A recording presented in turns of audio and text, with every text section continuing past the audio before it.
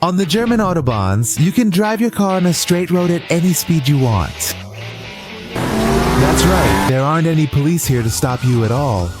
There aren't even any speed limit signs.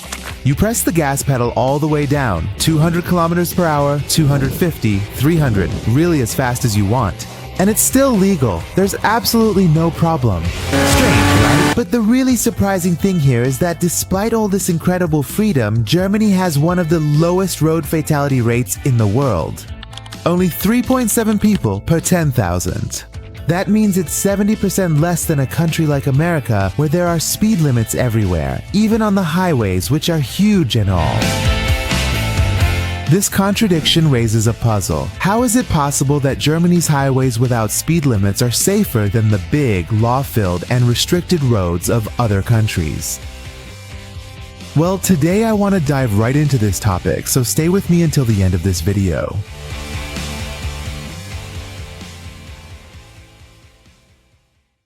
The story of Germany's highways without speed limits begins in 1932. The first section was built between the cities of Cologne and Bonn. It didn't have an official name, but very soon people started calling it the Diplomat's Racetrack because there were no speed limits and the luxury cars of that era would race there. A year later, in 1933, Hitler came to power. He realized that a big project like this could both build national prestige and make it easier to move an army around. They published photos showing German workers happily building the road with smiles on their faces. But the harsh truth was that most of the workers that year were either at the front or in factories, and the construction of the Autobahn had fallen to prisoners and forced laborers.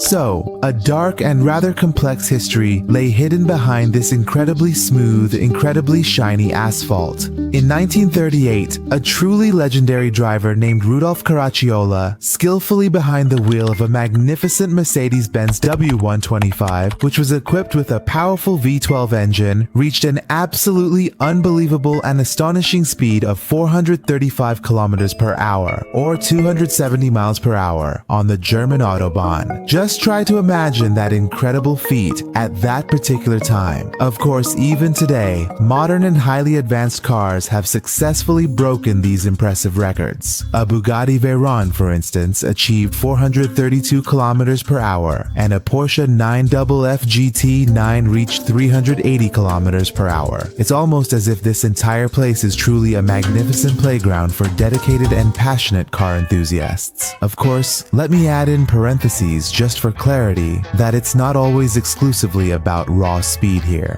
Obviously, the inherent quality of the car matters significantly too. Things like its horsepower, for example.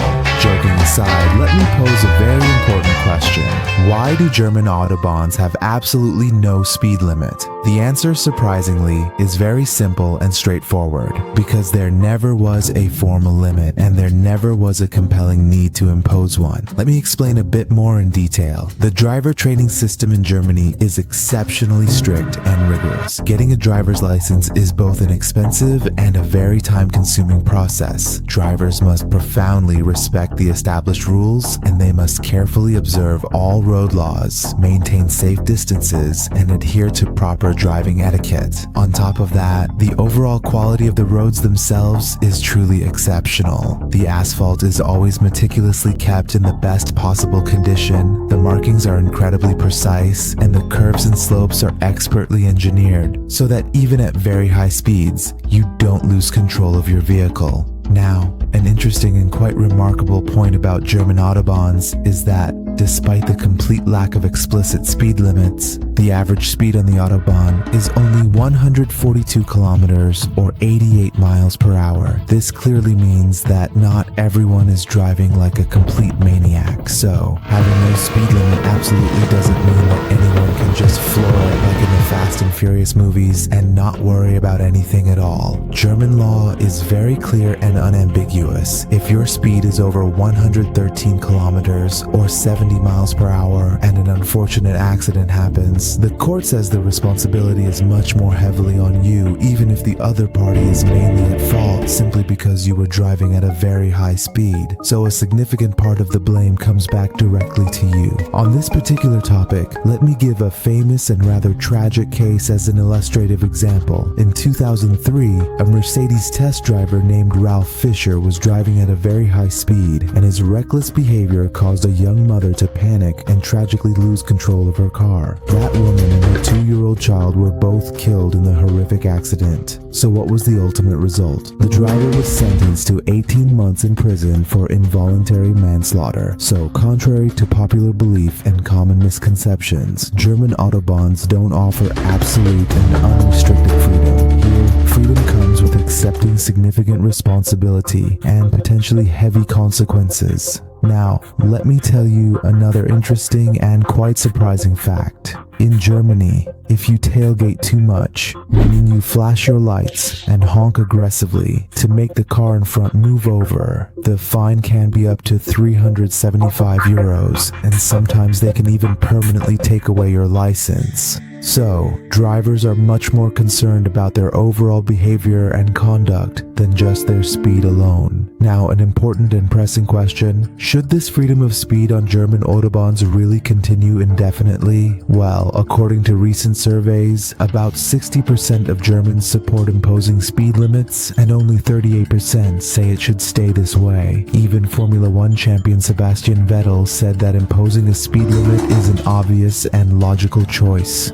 Why? The reason isn't just about safety. There's a much bigger and more profound reason. Many believe that if a speed limit is imposed, 2 million tons less fuel would be consumed annually. This would significantly help reduce carbon emissions and also decrease Germany's dependence on Russian oil. On the other hand, passionate car enthusiasts say, come on, the German Autobahns are a cherished symbol of freedom and the pure love of driving. Why should we ruin this iconic concept? In fact, many people travel to Germany specifically for these unlimited speed Autobahns. So if this policy changes, Germany will definitely face significant problems in tourism as well. But the important and crucial question is, can you really drive at unlimited speed on all German Autobahns? The answer, surprisingly, is no. Only 70% of German Autobahns have no speed limit. The remaining 30% do. Those usually have limits up to 130 kilometers per hour. Some limits are fixed like 120 or 130, but some are variable and change depending on prevailing weather conditions like heavy rain or snow. It's worth noting that in 1952,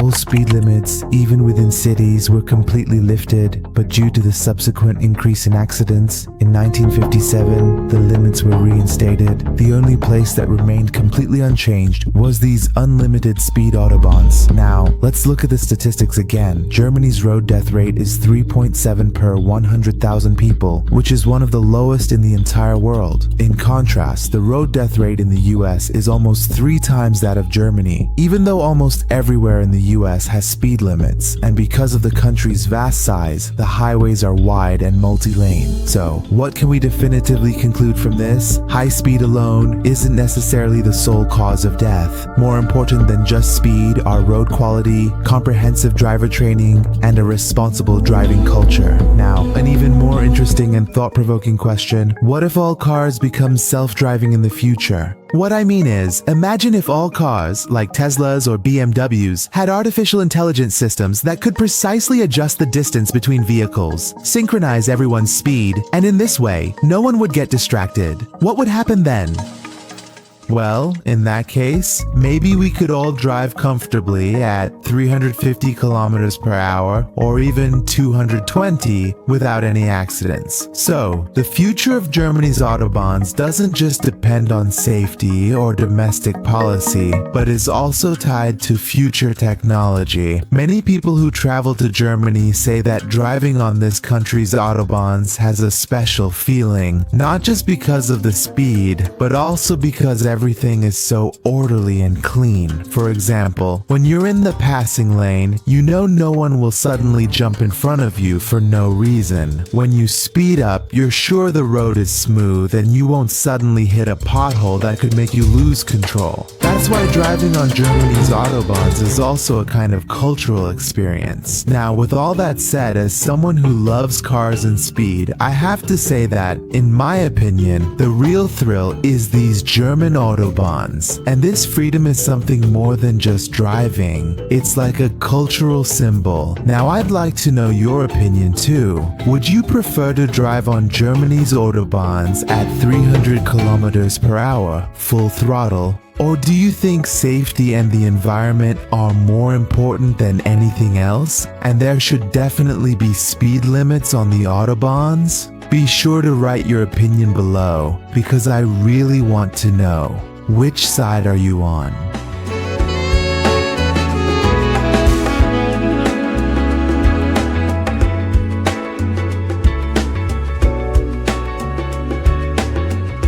In short, Germany's Autobahns aren't just a bunch of simple roads. They're a cultural, historical, and even political symbol. From the early days when Hitler used them for propaganda purposes, to today when they have become a paradise for car enthusiasts, they've always been an important part of Germany's identity. The main secret to their longevity up to now might be this: a combination of freedom and responsibility. So, on Germany's Autobahns, aside from the freedom of speed, what stands out even more is the driving culture, the precise rules, and the standard roads. Maybe this is exactly the lesson the whole world should learn. Freedom without responsibility is a mistake, but freedom along with awareness and a sense of responsibility can be both enjoyable and safe.